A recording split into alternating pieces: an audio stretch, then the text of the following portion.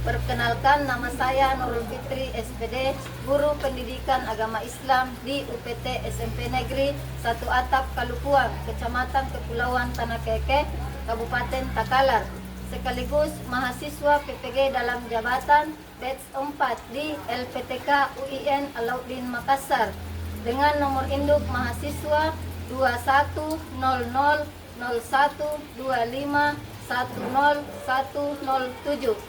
Pada hari ini, Kamis 8 Januari tahun 2026, saya akan melaksanakan praktik pembelajaran uji kinerja pada kelas 7 SMP dengan materi memahami ketentuan sholat dengan menggunakan model pembelajaran PBL.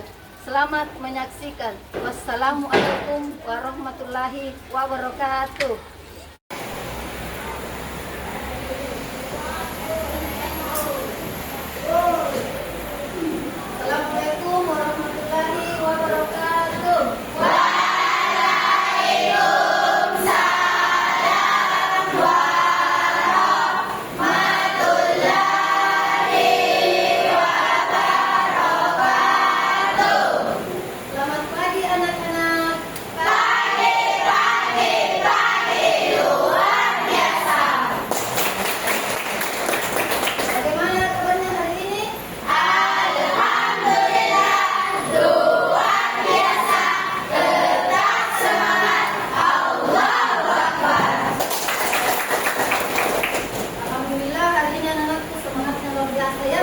Jadi sebelum memulai pembelajaran, alangkah baiknya kalau kita membaca doa belajar terlebih dahulu. Anak kita kelasnya nak? Saya Bu. Ya, siapa dulu? Siap, saya. Beri salam kepada Ibu Guru.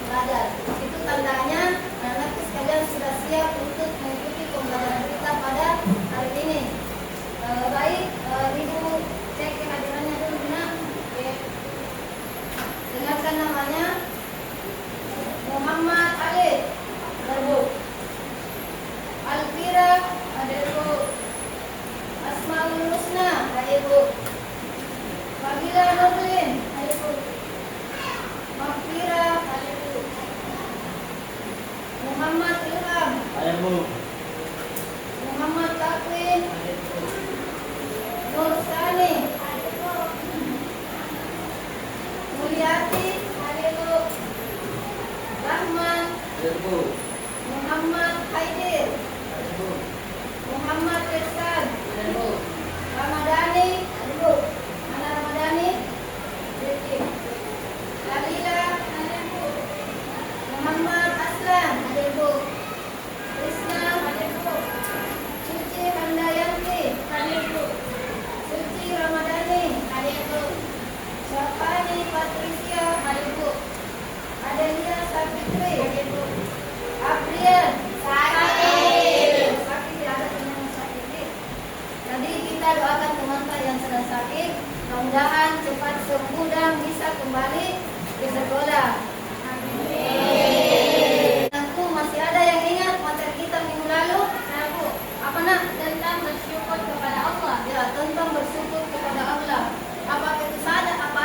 saja cara kita bersyukur kepada Allah. Bersyukur apapun yang diberikan oleh Allah. Ya, betul. Dari mana? Ya, ada lagi. Jadi segala sesuatu yang Allah berikan kita harus selalu mensyukurinya. Seperti sekarang ini, alhamdulillah kita pada hari ini masih diberikan kesehatan dan kesempatan untuk berkumpul di kelas ini, di tempat ini. Jadi kita harus syukuri itu semua ya.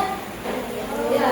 Jadi kemudian materi kita pada hari ini yaitu tentang ketentuan sholat. Jadi ada yang tahu pengertian sholat? Saya Bu. Apa nak? Sholat adalah tiang agama. Sholat adalah tiang agama. Ada lagi? Ada yang lain? Sholat adalah kewajiban. Sholat adalah kewajiban. Betul sekali. Nah, diperhatikan. Jadi tujuan pembelajaran kita pada hari ini ada dua. Yang pertama yaitu peserta didik mampu menjelaskan ketentuan sholat, meliputi syarat, rukun, dan hal-hal yang membatalkan sholat. Kemudian tujuan pembelajaran yang kedua yaitu peserta didik dapat menyebutkan ketentuan sholat dengan baik dan benar. Nah, ini. Jadi secara bahasa sholat berarti doa. Kemudian menurut istilah sholat adalah ibadah berupa ucapan dan gerakan yang dimulai dengan takbiratul ihram dan diakhiri dengan salam sesuai dengan aturan Islam. Yang mana itu yang dimaksud dengan takbiratul ihram? Allahu Akbar. Ya, anak-anakku sekalian sudah tahu semua. Allahu Akbar, takbiratul ihram dan diakhiri dengan salam. Paham ya sampai di sini? Kemudian dalil tentang sholat yang dari pesantren ada? Bisa dibacakan ayatnya nak? Berdiri. Coba. Aqimus sholata wa atuz zakata warka'u ma'as sholihin. Ya, artinya Allah berfirman dalam Quran surat Al-Baqarah ayat 43, dan dirikanlah sholat, tunaikanlah zakat, dan ikutlah dalam beserta orang-orang yang beriman. ya, tepuk tangan dulu. Ya, betul yang dikatakan teman-teman tadi. Jadi Allah betul-betul menegaskan dalam Al-Quran, dirikanlah sholat dan tunaikanlah zakat dan rukunlah beserta dengan orang-orang yang rukun. Jelas-jelas sholat adalah wajib kita laksanakan, perintah dari Allah. Ini, jadi yang namanya wajib berarti kita harus melaksanakannya. Jika kita kerjakan mendapat pahala, jika ditinggalkan mendapat dosa. Itu yang namanya wajib. Kalau beda dengan sunnah, kalau sunnah dikerjakan mendapat pahala, tidak dikerjakan tidak pahala, tidak berdosa. Jadi kita harus ketahui bahwa sholat adalah wajib kita laksanakan. Ya. Selanjutnya, coba diperhatikan semuanya, hukum dan kedudukan sholat. Jadi sholat wajib dilaksanakan oleh setiap muslim yang sudah balik dan berakal. Yang balik itu berarti sudah dewasa, sudah beranjak dewasa. Seperti kita sekarang ini, bagi perempuan yang sudah mengalami, mohon maaf ya, menstruasi atau haid, itu berarti dia sudah wajib melaksanakan sholat. Kemudian, sholat menjadi dasar utama dalam kehidupan beragama. Sholat adalah amalan pertama yang akan diperiksa pada hari kiamat. Jadi, kalau kita meninggal, yang paling pertama yang akan ditanyakan di alam kubur yaitu adalah sholat. Sholat karena selama kita hidup di dunia, apakah kita melaksanakan kewajiban tak? Bukan mobil mewah tak, bukan mata yang bertingkat, bukan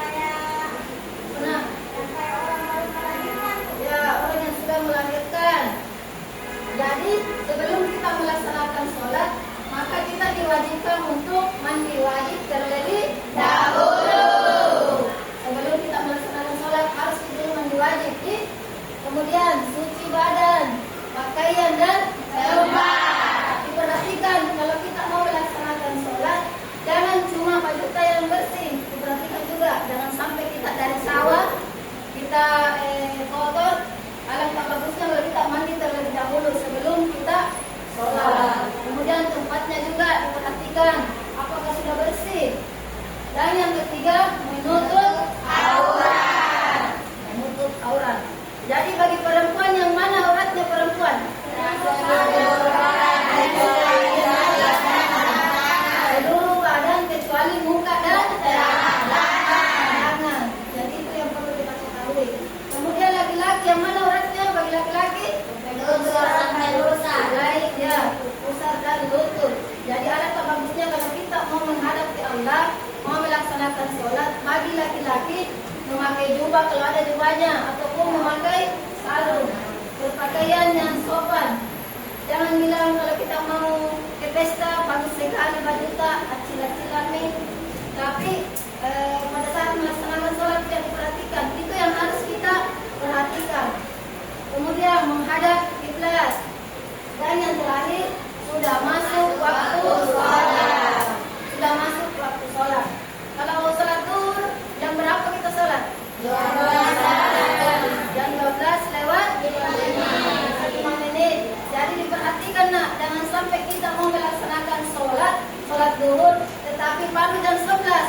Itu yang dinamakan belum masuk waktu sholat. Paham sampai di sini? Paham. Oke, kita lanjut.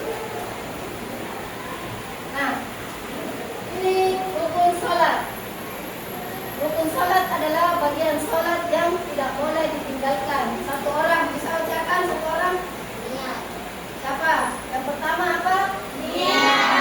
Kemudian yang kedua? Berdiri bagi yang mampu. Berdiri bagi yang mampu. Bagi yang mampu. Jadi kita harus garis bawahi di situ. Berarti dalam Islam tidak ada paksaan. Kalau kita ada yang tahu hadisnya atau dalilnya? Kalau kita tidak bisa sholat dalam keadaan berdiri, sebaiknya kita sholat dalam keadaan duduk. Kalau tidak bisa sholat dalam keadaan duduk, bisa berbaring. Jadi betul-betul dalam Islam tidak ada paksaan nanti, tapi kita harus melaksanakan kewajiban kita sebagai umat Islam. Kemudian takbiratul ihram. Selanjutnya membaca surah Al-Fatihah. Yang harus kita ketahui, harus membaca surah Al-Fatihah. Rukuk, i'tidal, sujud, duduk di antara dua sujud, duduk tasyahud akhir, membaca tasyahud akhir, salam dan tasbih. Jadi dipahami di sini rukun salatnya. Pahamnya ada 12. Itu yang harus kita ketahui. Nah, selanjutnya hal-hal yang membatalkan sholat. Yang pertama, di sini ibu akan membagi kelompok. Silakan semua berdiri berdasarkan dengan kelompoknya masing-masing. Ibu kasih waktu 3 menit. Ya, dimulai nak.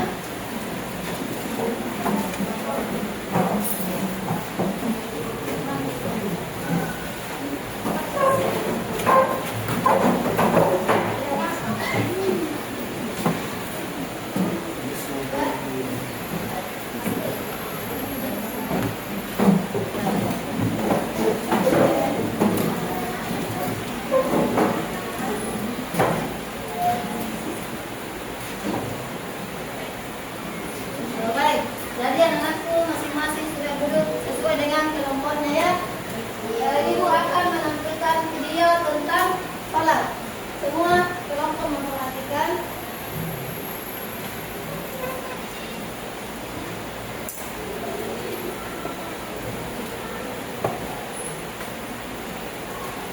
Keutamaan sholat 5 waktu.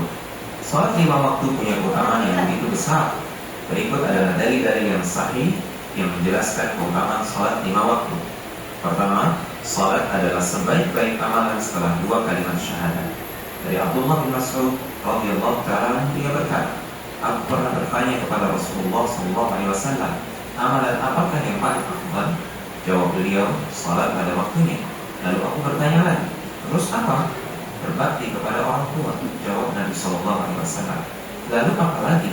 Aku bertanya kembali, jihad di jalan Allah. Jawab beliau. Yang kedua, salat 5 waktu mencuci dosa. Dari Abu Hurairah radhiyallahu ta'ala dia berkata bahwa Rasulullah SAW bersabda yang artinya, tahukah kalian seandainya ada sebuah sungai di dekat pintu salah seorang di antara kalian, lalu ia mandi dari air sungai itu setiap hari 5 kali, apakah akan tersisa kotorannya walau sedikit? Maka sahabat menjawab, tidak akan tersisa sedikit pun kotorannya. Beliau berkata, maka begitulah perumpamaan salat 5 waktu, dengannya Allah menghapuskan dosa. Ketiga, salat 5 waktu menghapuskan dosa. Dari Abu Hurairah radhiyallahu ta'ala anhu, Rasulullah sallallahu alaihi wasallam bersabda yang artinya, di antara salat 5 waktu, di antara Jumat yang satu dengan Jumat lainnya, di antara Ramadan yang satu dengan Ramadan lainnya, itu akan menghapuskan dosa di antara keduanya selama seseorang menjauhi dosa-dosa besar. Keempat, salat adalah cahaya di dunia dan di akhirat.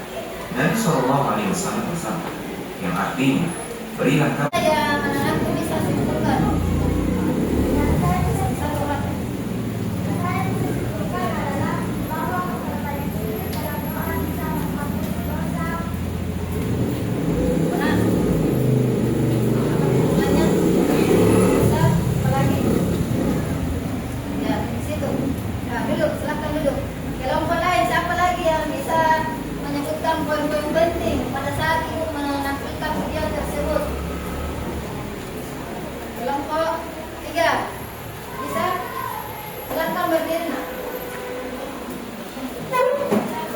Ya, Dalam kitab hadis, kita bisa menyimpulkan bahwa sholat 5 waktu bisa menghapuskan dosa, dan ketika kita berjalan untuk menuju sholat, kita akan mendapatkan pahala dan menghapus kesalahan. ya. Tepuk tangan dulu untuk teman. Masih ada dari kelompok lain yang ingin menyimpulkan poin-poin penting? Ya, berdiri. Jalan menuju sholat akan dicatat sebagai kebaikan yang menjadikan derajat dan menghapuskan dosa. Ya, betul sekali. Tepuk tangan untuk teman.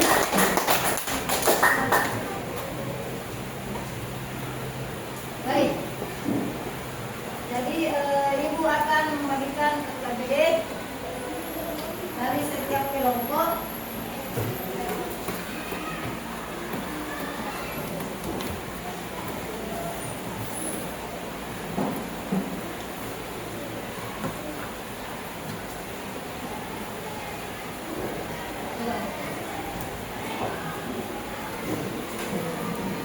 Coba diperhatikan dulu.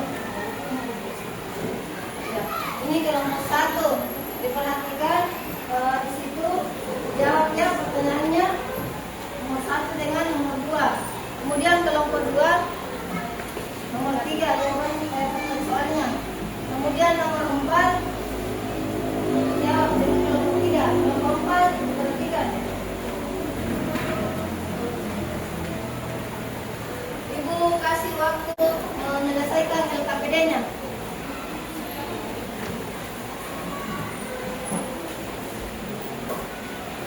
Ya, silakan bekerja. Diskusi, Nak. Diskusi. Diskusi.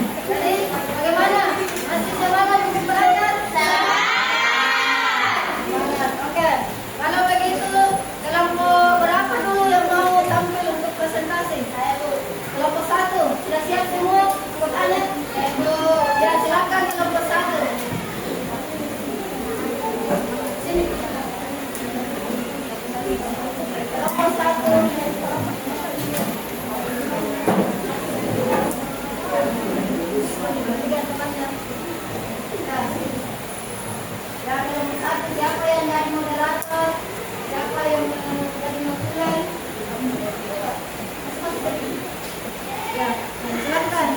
Assalamualaikum warahmatullahi wabarakatuh.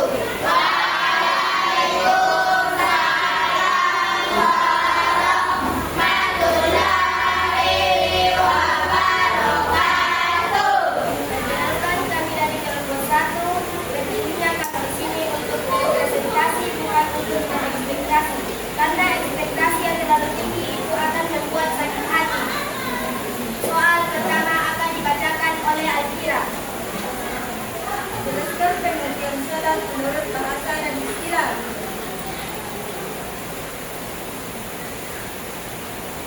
Secara bahasa, salat berarti doa atau permohonan, sedangkan secara istilah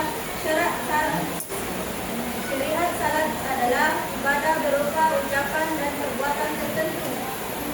Diawali dengan takbiratul ihram dan diakhiri dengan salam sertai salat dan rukun yang khusus. Soal kedua akan dibacakan oleh Haidir dan Ilham. Sebutkan dan jelaskan syarat wajib adalah tiga hal utama yaitu Islam, wajib puasa, dan terapan kepenyakitan ibadah. Tujuan sholat seperti orang gila atau anak kecil dan juga ditambah mandi khusus dan dari air, nifas, haji, wanita, serta membuat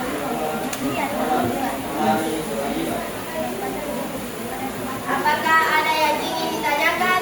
Ya, dari kelompok lain. Siapa yang ingin bertanya? Dari kelompok lain. Apa yang dimaksud sudah balik? Sudah balik artinya telah mencapai usia dewasa menurut syariat Islam, di mana seseorang mulai dibebani tanggung jawab ibadah dan rukun agama. Ya.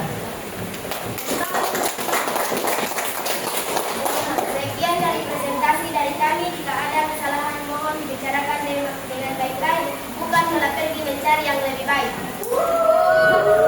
Sekian dari kami. Wassalamualaikum warahmatullahi wabarakatuh. Waalaikumsalam warahmatullahi wabarakatuh. Tepuk tangan dulu untuk kelompok.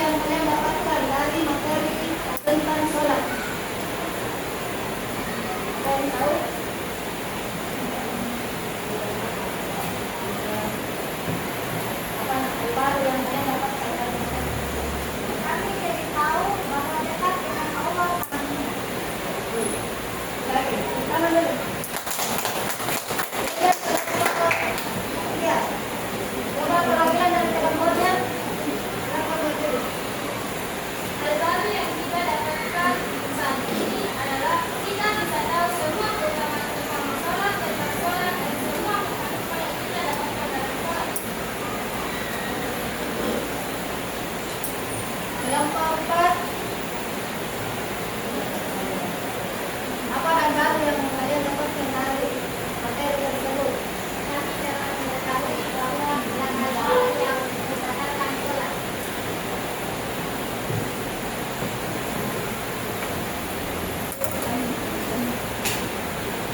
Jadi anak-anak sekalian, coba diperhatikan ibu sampaikan kembali bahwa sholat adalah kewajiban bagi setiap muslim. Jadi kewajiban tak harus dilaksanakan tidak. Jadi mulai sekarang ibu tidak mau tahu lagi, jangan sampai masih ada yang bolong-bolong sholatnya. Jadi tidak boleh lagi ada yang bolong-bolong sholatnya kecuali bagi perempuan yang halangan. Kalau laki-laki tidak ada halangan, jadi ya, jangankan sehat, sakit pun kita dilanjutkan, diwajibkan untuk melaksanakan sholat. Kalau tidak bisa berdiri, bisa dalam keadaan kalau tidak bisa duduk, bisa dalam keadaan jadi wajib tidak harus dilaksanakan ini. Paham ya? Kemudian sholat adalah tiang agama, betul yang dikatakan tadi temannya, tiang agama. Ibarat rumah, kalau tidak ada fondasinya akan berdiri tidak? Iya. Begitupun dengan sholat enggak harus harus dilaksanakan sholat, karena itu kewajiban kita. Dan yang paling pertama ditanyakan yang syukur adalah sholat. Ada yang tahu lagunya Sepotong Kayu? Walaupun hidup 1000 tahun kalau tak sembahyang, apa gunanya? Walaupun hidup 1000 tahun kalau tak sembahyang, apa gunanya? Jadi itu ya, jangankan di ayat, di lagu pun ada. Walaupun hidup 1000 tahun kalau kita tidak sholat, itu tidak ada gunanya. Baik, jadi kesimpulannya hari ini, yaitu mari jadikan sholat sebagai pedoman hidup kita sehari-hari. Kemudian dengan melaksanakan sholat itu bisa membuat kita lebih disiplin lagi. Kemudian hati kita menjadi tenang. Kita akan terhindar dari perbuatan keji dan mungkar.